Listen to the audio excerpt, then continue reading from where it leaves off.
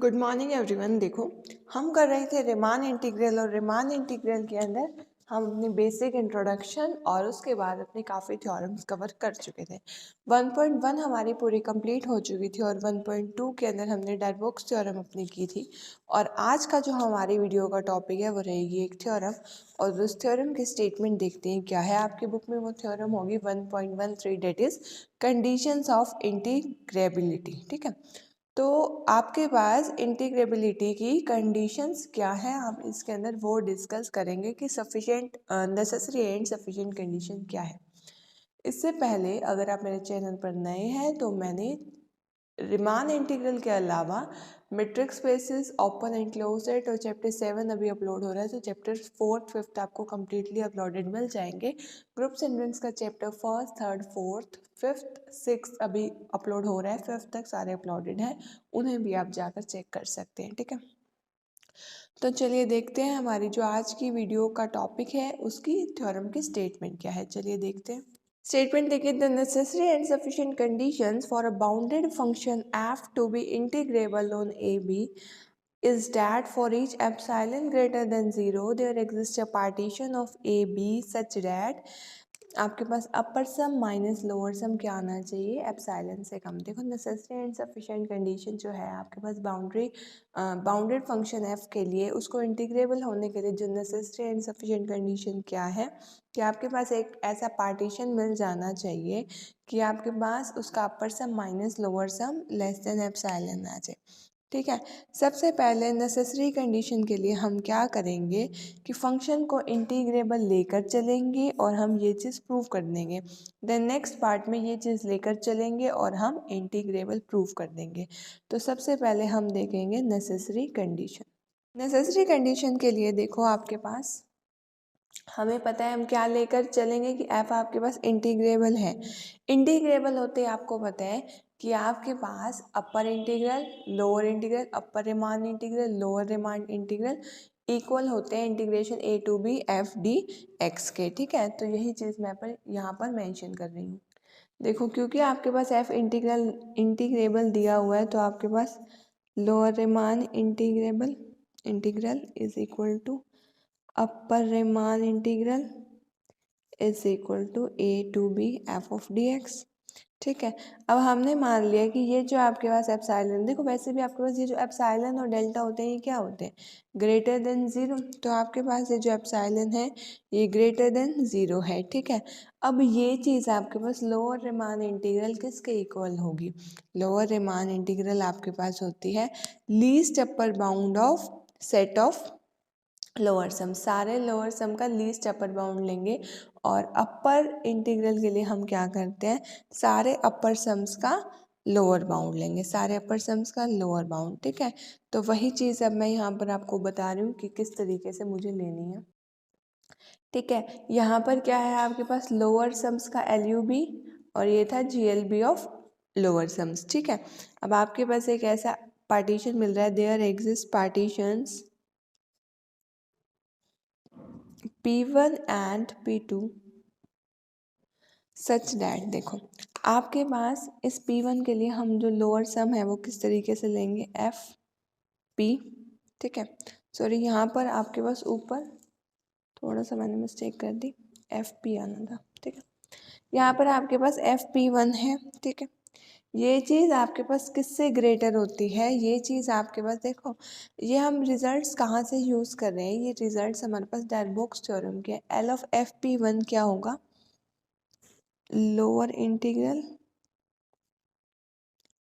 Minus epsilon by to. अब देखो, आपने दो पार्टीशन लिए P1 और P2, तो आपको पता है अगर दोनों के लिए हम एप्सिलॉन बाई टू लेंगे तो बाद में जाके ये क्या बन जाएगा हमारे पास एप्सिलॉन। ठीक है, और ये चीज़ आपके पास क्योंकि इंटीग्रल दिया हुआ है, इंटीग्रेबल दिया हुआ है फंक्शन, तो a to B F D x के इक्वल हो जाएगी। ठीक है, इसके बाद आपके पास u of F P two अगर मैं कहूँ तो ये मेरे पास लेस देन हो जाएगी a to b upper integral f D x. Lower के अंदर माइनस आता है और अपर के अंदर प्लस आता है, और ये इक्वल किसके हो जाएगा, a to B F D x plus में एप्सिलॉन बाई टू। ठीक है, इतनी चीज़ आई होप आपको अच्छे से क्लियर होगी डेलबॉक्स थ्योरम का रिजल्ट यूज़ किया है। लोअर इंटीग्रल और अपर इंटीग्रल किसके इक्वल होते हैं ये भी पहले हम थ्योरम्स के अंदर यूज़ कर चुके हैं, तो अभी तक इसमें कुछ भी नया नहीं था। अब इसके बाद हम एक रिफाइनमेंट कंसीडर कर रहे हैं P1 और P2 से। तो P1 और P2 से हमने जो रिफाइनमेंट कंसीडर किया उसका हम नाम ले रहे हैं P। अब ये जो हमने P कंसीडर कर लिया है इसके लिए हमें पता है कि U of F p less then होगा U ऑफ एफ P2। क्यों? क्योंकि हमें ये रिजल्ट पता है कि हमारे पास कोई P1 P2 है और ये उसकी रिफाइनमेंट है। तो अगर मैं आपके पास यहाँ पर लोअर सम और अपर सम का रिलेशन दिखाऊं तो वो ये होता है L ऑफ एफ P2 है तो यहाँ पे P1 P2 कुछ भी लिख सकते हैं, यानी कि पार्टीशन का L of F p is less than और equal to U of F p is less than और equal to U of f P2। हमने इसमें से सिर्फ इस रिलेशन का यूज़ किया, वैसे पूरा जो रिलेशन है वो ये होता है। ठीक है, दिस इज़ लेस देन, ऊपर वाले इक्वेशन से हम ये कह सकते हैं कि ये हमारे पास f D x plus epsilon by 2 से कम होगा। और ये चीज़ हमारे पास अगर हम इस इक्वेशन से देखें, यहाँ से अगर हम वैल्यू निकालें इस चीज़ की तो ये हमारे पास आ जाएगा L F p one plus epsilon by 2। ठीक है, तो यहाँ पर हम लिख सकते हैं एल एफ पी वन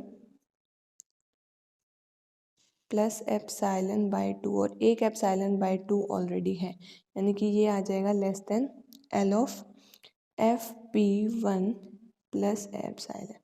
ये हमारे पास जो रिलेशन है वो इसका और इसका यूज़ किया हमने, क्योंकि ये चीज़ इससे ग्रेटर थी और ये दोनों आपस में इक्वल है। तो फर्स्ट और लास्ट का यूज़ करते हुए हमने कहा कि ये चीज़ हमारे पास लेस देन है इस पूरे से।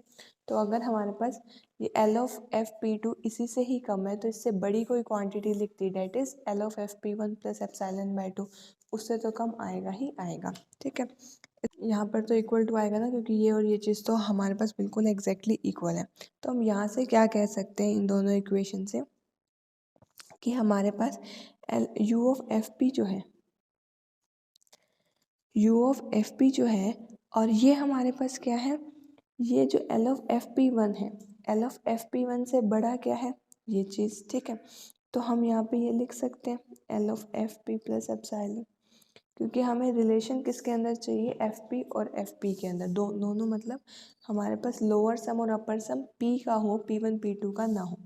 तो यहाँ पर हमें पी वन का लोअर सम था बट हमें रिफाइनमेंट के लोअर सम तक पहुँचना था। तो L of F p one F p is less than epsilon. ठीक, ये आपके पास आ गया रिलेशन। नेसेसरी कंडीशन में हमने क्या किया था, इंटीग्रेबल लेकर चले थे और इसके बाद हमने दिखाया कि ये हमारे पास ये कंडीशन होल्ड हो रही है। सेकंड केस के अंदर डेट इज़ सफिशिएंट कंडीशन के अंदर हमें क्या करना होगा, हमें करना होगा कि हमें ये जो कंडीशन है ये लेकर चलनी होगी और हमें इंटीग्रल दिखा देना होगा।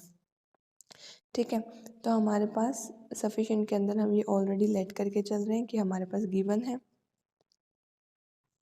ठीक है, अब हमें पता है कि आपके पास L of F p less than और इक्वल टू है a to B F D x.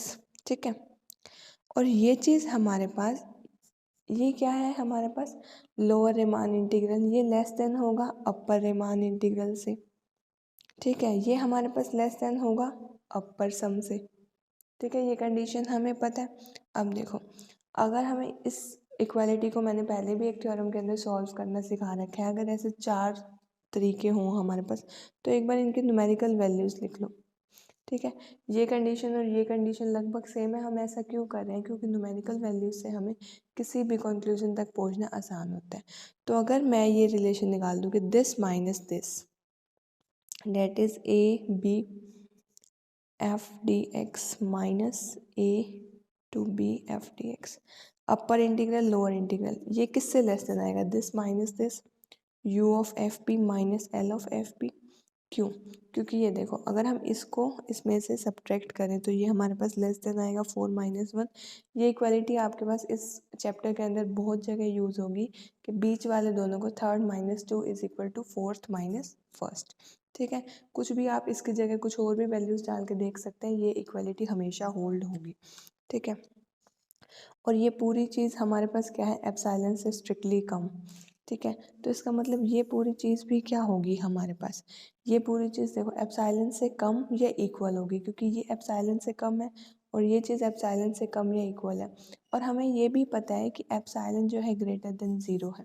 इसका मतलब हमारे पास ये आ गया कि ये जो लेफ्ट हैंड साइड है ये इक्वल टू 0 ही आएगा। यहाँ पे हमारे पास upper Riemann integral, lower Riemann integral का डिफरेंस इक्वल टू 0 आ गया। इसका मतलब क्या है, ये दोनों इक्वल ही हैं, ठीक है। और इक्वल किसके हैं, उस फंक्शन के। इसका मतलब हमारे पास क्या आ गया, एफ इंटीग्रेबल आ गया, क्योंकि इंटीग्रेबल के अंदर हमें यही दिखाना होता है कि lower Riemann integral is equal to upper Riemann integral. I hope आपको पूरी थ्योरम अच्छे से क्लियर हुई होगी, ये एग्जाम में आती भी है, तो इसको अच्छे से कर लेना है। एक बार तो वीडियो के साथ और एक बार वीडियो के बाद इसे खुद ज़रूर ट्राई करना। Thank you so much for watching my video and giving me a lot of support. Have a nice day.